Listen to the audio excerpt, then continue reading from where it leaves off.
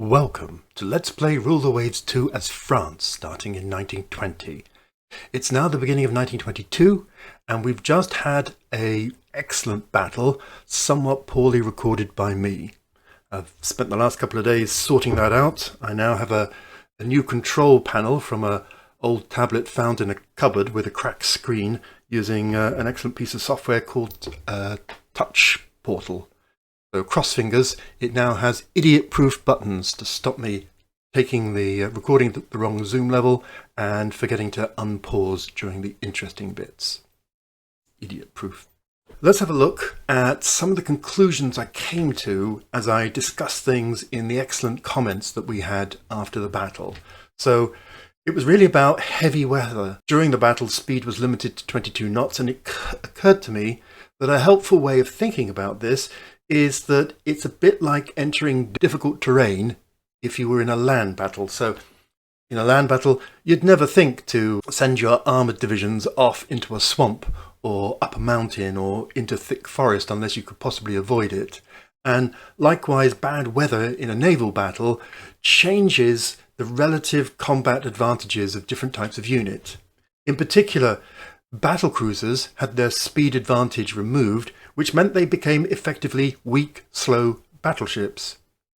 It also reduced substantially the torpedo threat from destroyers and light cruisers, firstly because they would find it difficult to get into a good launch position because they have no speed advantage against the battleships, and secondly, because they're slow, their closing speed would mean that they were exposed to defensive fire for longer and therefore reasonably expected to take more damage and more sinkings as a consequence. I believe in bad weather you can be bolder with your battleships, certainly in the period 1900 up to 1930 or something. Depends whether your carriers have their air operations hampered as well.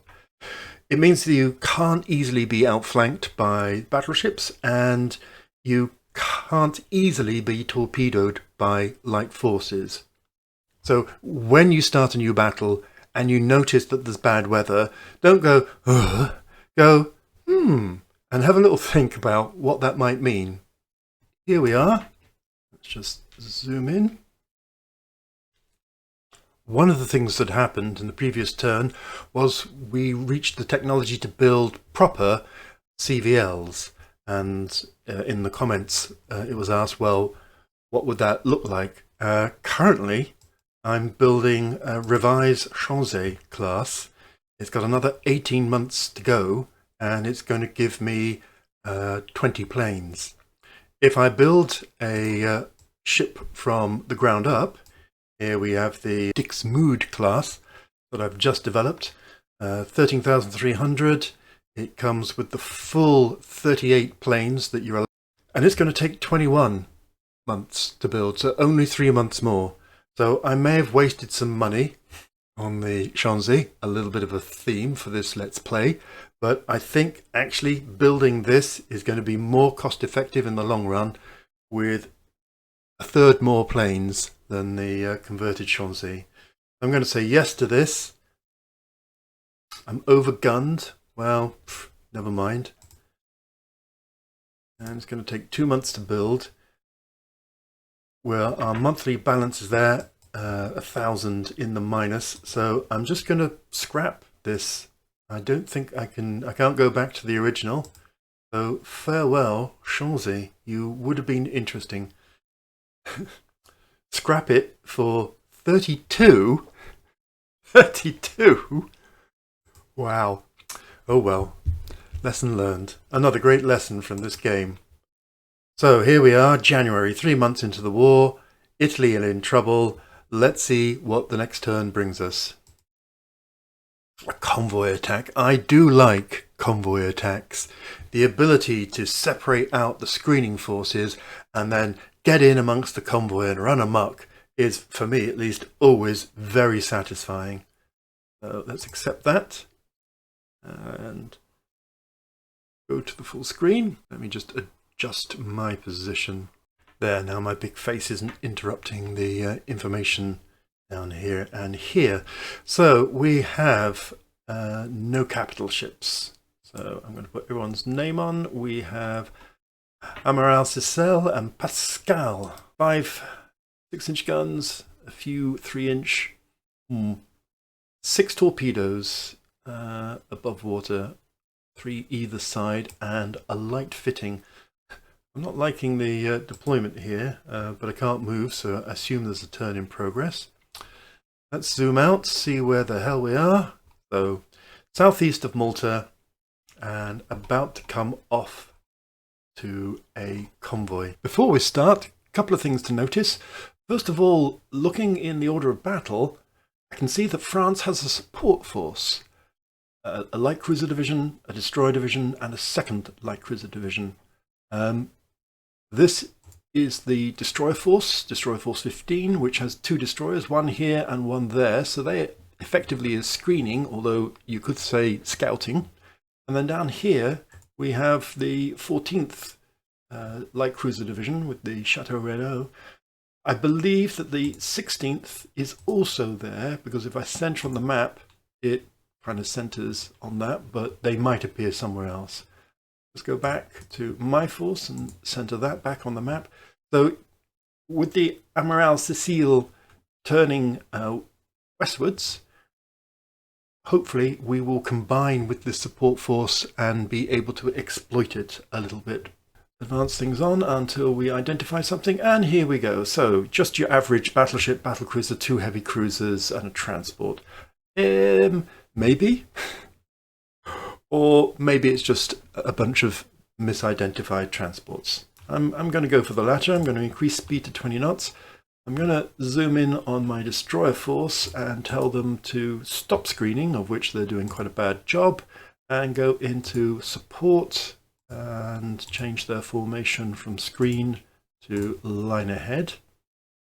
I'll keep it on IA just for the moment to keep things a bit simpler for me. I'm going to go have a little look at this ship. If I go squad max, which is 28, and then bring it down a couple so that I'm not excessively exhausting my stokers or disrupting any gunfire, and let's see what that brings. Okay, a couple more. I'm going to adjust the course to directly follow them since they seem to be running away, and move the map across and just see. So they're moving at a fair old speed, and they don't seem pleased to see me. I mean, I can understand that. I'm taking that to be the escort force. Having a look at the sighting reports, we can see there's a variety of ones going west and mainly north or northwest, maybe some northeast. I mean, very confusing. You might as well say there's stuff here. The reports talk about battleships and battle cruisers and things like that. But again, I'm taking all of that with a bit of a pinch of salt. So let's carry on and see if we can find something. Okay. A little bit more information now. So let's have a little look at the Catania class. 5 inches, 30 knots, very weak armor, not many torpedoes, underwhelmed. Let's look at ours. 6 inches, some 3 inches, more torpedoes above the water, a bit better belt. Ours maximum speed is also 30 knots, but the weather is limiting it to 28 anyhow. Okay. And then these destroyers. Oh, it's one of mine. These destroyers are fine. Ah, and here we are. Here's our target. Here's what we've come to play with. Now, I'm not really sure what the IA is thinking here, because it's effectively directly led me to chase them and bring them onto the convoy. So thank you for that. Perhaps in its mind it's thinking it's defending the convoy, but actually it's not. I'm going to aim for the head of the convoy as far as I can see it. Let's bring the map down. Oh, and there's a few more. Now, I'm just going to zoom out just to see if I can see where these lads are. 14th cruiser, possibly with others, possibly not.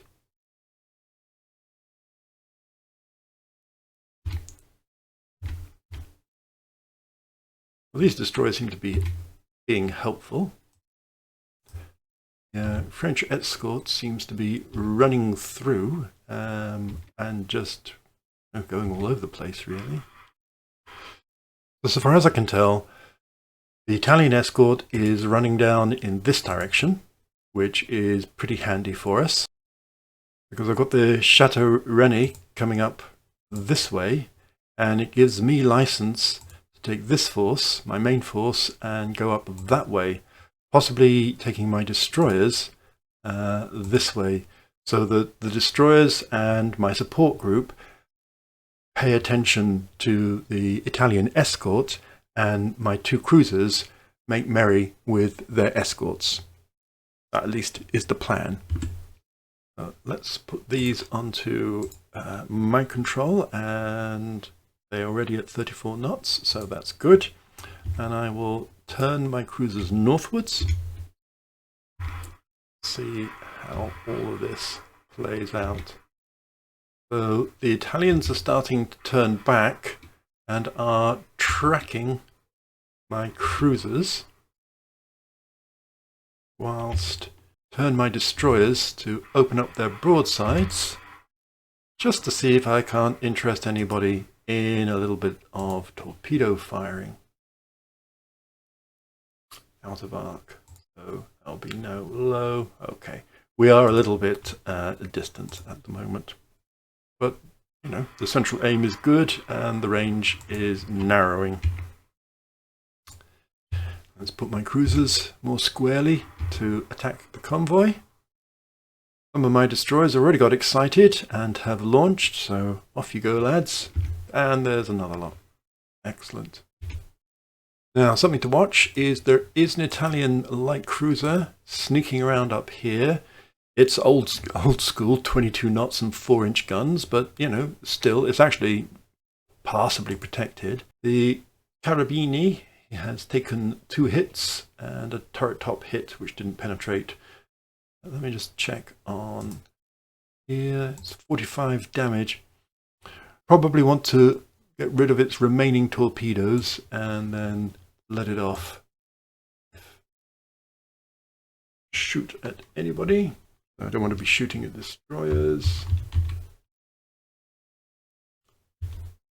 So, okay, let's shoot at some merchant ships. That's all torpedoes gone. Go here and here. Taken 2 hits, so let's detach it. And if I zoom out, where's base? Well, Sifax seems like a nice place to go.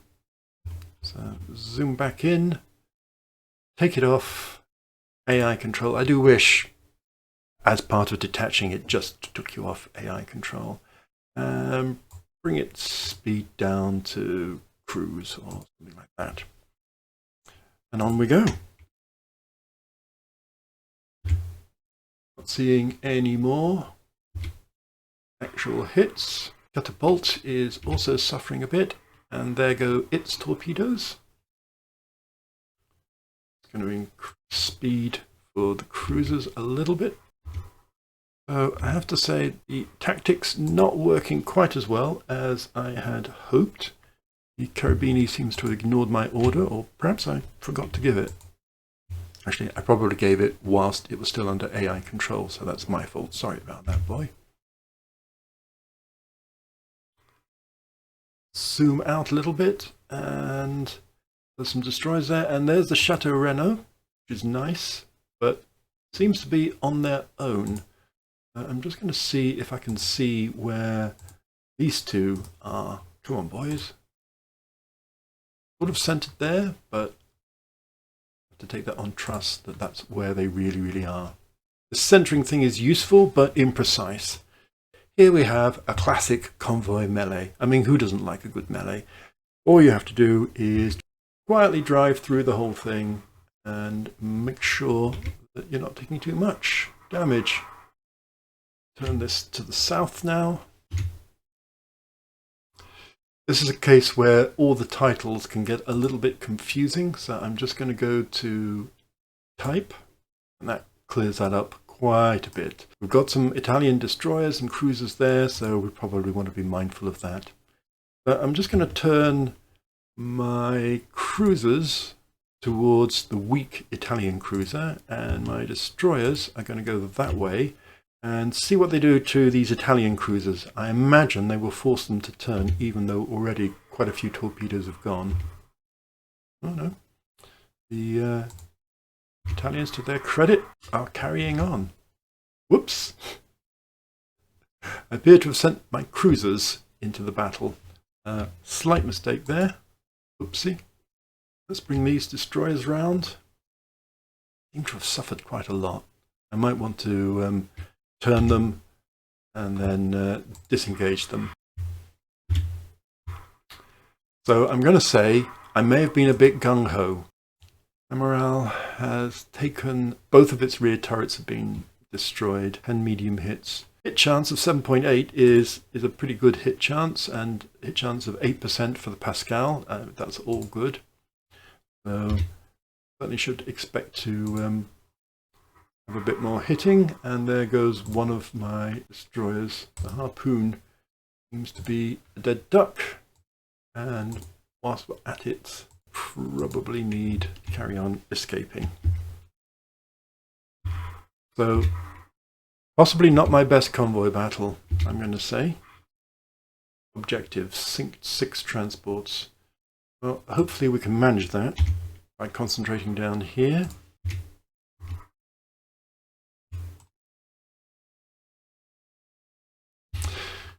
Still taking hits from these Italians, being more persistent, and they're hitting me all over the shop. And again, and annoyingly, we're not hitting them. How does that work?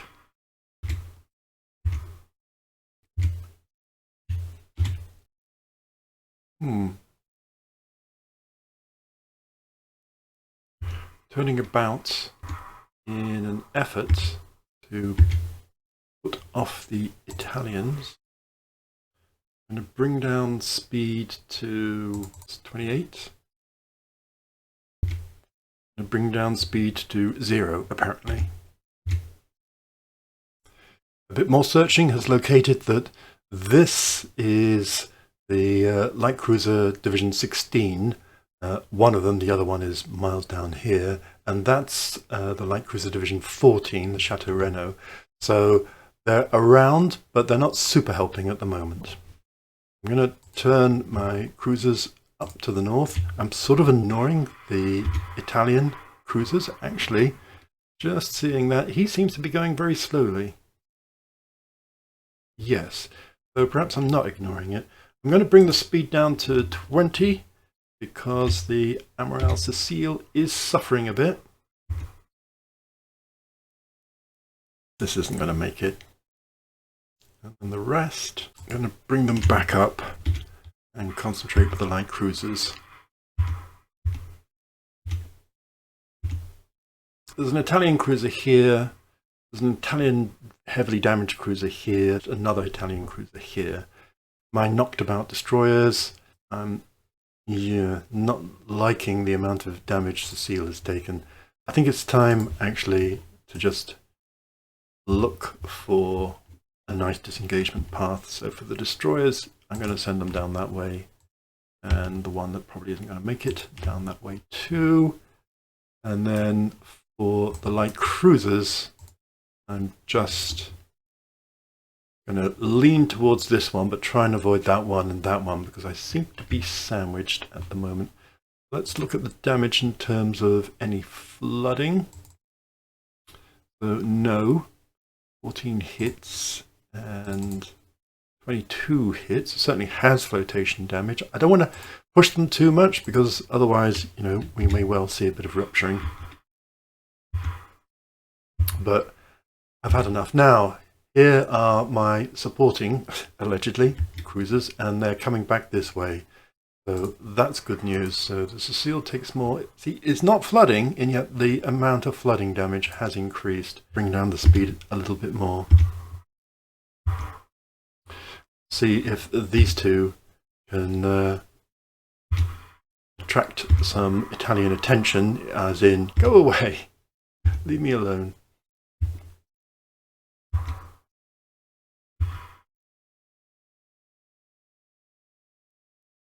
Yep, they're escaping at least. And I'm going to push them a little bit further to the south. And I'm going to turn this up. And yes, finally, the Italian cruiser has gone the other way. Home, James. This. Put the names back on now that they are less crowded. Oops. Turn together and away from this destroyer. And then turn back again. And bring this down to cruise, because I'm really worried. What? Oh, so farewell, brave destroyer. Let's do what we can. I don't think it's going to make it. So obviously detach. Put it onto AI. Bring the speed down to 4. Wish you good luck. Well done, Bessiglari. Bastard. So, not one of my more successful battles. I can just run this. Actually, the Chateau Renault on my side seems to have suffered quite a bit too. That's not my fault. And the harpoon is sinking. Hooray for darkness. Let's run this out.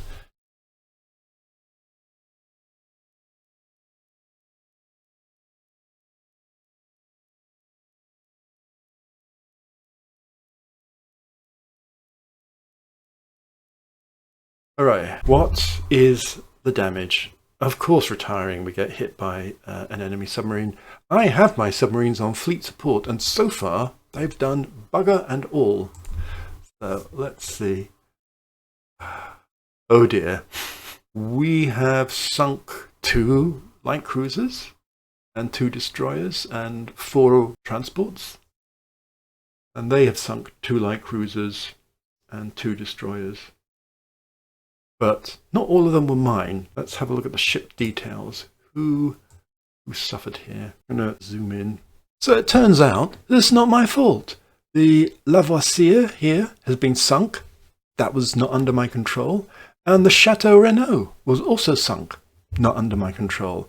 Amiral Cecile, hero, survived despite the torpedoing. So yeah, I'm pretty chuffed at that. And we have messed up them quite a bit.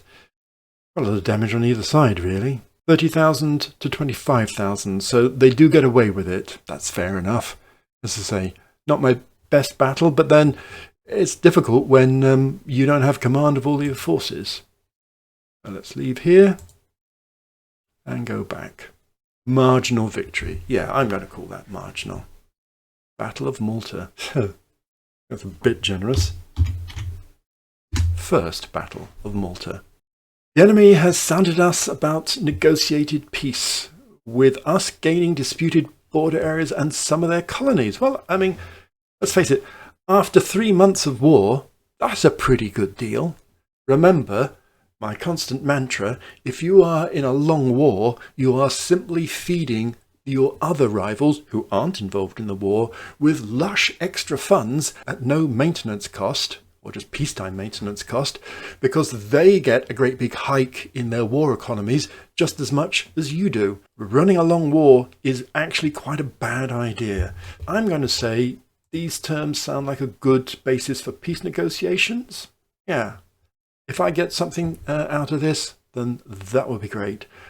It does make me think, what actually do I want from this? So generally, I don't want colonies because it's extra responsibility, but Italy is likely to offer me things in the Mediterranean, which is my area anyhow, and I don't really have any significant bases in the eastern Mediterranean basin. Obviously, I'm stuffed to the gills with great ports and air bases in the western Mediterranean, so if they offer me something in the eastern Mediterranean, I think I'd be interested in that.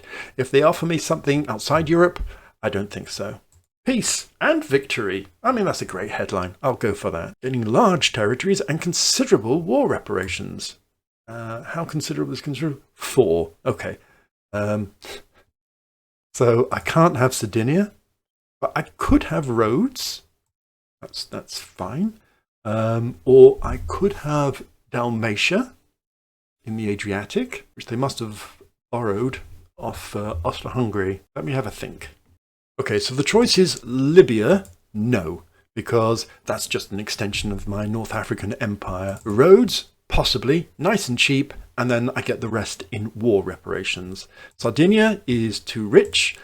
Dalmatia is a possibility, but that's stuck up the Adriatic in a little bit of a bottleneck. I don't really fancy that. And Eritrea is definitely no. So for me, it's Rhodes, and let's take the rest in reparations. In the aftermath, my budget is considerably reduced by an eye-crunching amount, and I've crushed those rebels in Morocco, which I'd forgotten about, in fairness. The Italians scrap a whole bunch of corvettes, which I forgot to build, and has scrapped some old destroyers as well, which is fine. There's my final blockade score. Let's close that. Despite the war reduction, I'm actually only slightly in negative quality, so that's good. I've got my CVL that I'm about to commit to build, which is going to be a bit expensive, but I've got these 3 completely revised battlecruisers that are going to come along in 3/4 to a year's time. Once that's clear, I will start to have a look at the structure of my fleet properly. You can see I've still got quite a lot of ships that are obsolescent. That means that their maintenance is more expensive. So the very minimum, I will just refit them to make them cheaper to operate for the next 10 years. I have no corvette force, either for my colonies or for trade protection. So I think I need to address that. But that, I think, is all for the future. For now, I'll bring this episode to a close. So thanks for watching and stay safe. And I hope you join me for our next little adventure. Cheers for now.